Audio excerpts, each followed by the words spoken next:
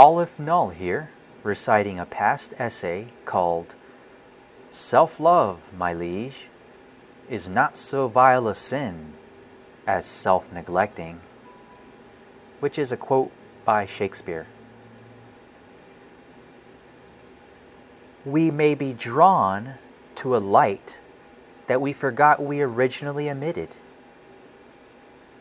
Before we can act upon anything in the outside world, there must be a starting point. Let the starting point be oneself, the root, the observer. We hope to begin with a healthy root, lest the fruit should grow bitter or not grow at all. Maintaining this root is what I call self-love. This action requires listening on a deeply personal level. Self-listening will imply self-acceptance and even self-responsibility. The result is a further sense of liberation. Self-love is the emphasis here because the self appears as the secret driver. Has anybody ever wondered why events closer in proximity to ourselves affect us more? When the Boston Marathon bombing occurred, there was also a bombing in Iraq that had more than 10 times the fatalities. Boston was more relatable to America because Boston hit closer to Americans' own mortality. The self is very important to us, despite whatever cultural conditioning is running on our psyche.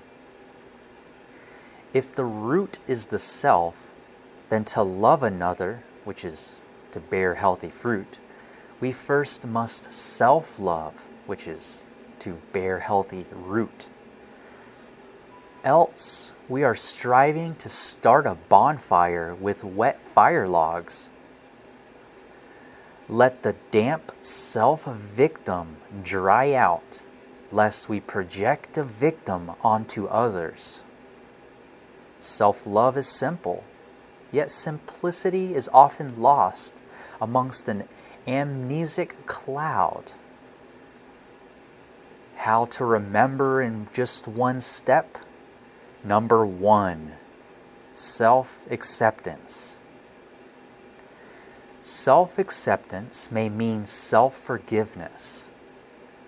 Our social network, family included, often distracts us from our true love, ourselves, to the point of perhaps depersonalization. What type of person desires another's sacrifice of his self-love so as to reap the love benefits? The scenario sounds more like malice than love. The person who expects such a sacrifice from another has himself lacked self-love and was her or himself the sacrifice at one point. A vicious circle. Just as there is an inflated version of self-love, tactics of the inflated ego such as boasting, we can imagine an inflated version of agape, love without self-love. But put very simply, how can we love another if we cannot love ourselves? Self-love also leads to the search for what we have been ignoring within ourselves. These shadows, repressions, are likely likened to a hushed child. Perhaps we should hear what the child has to say.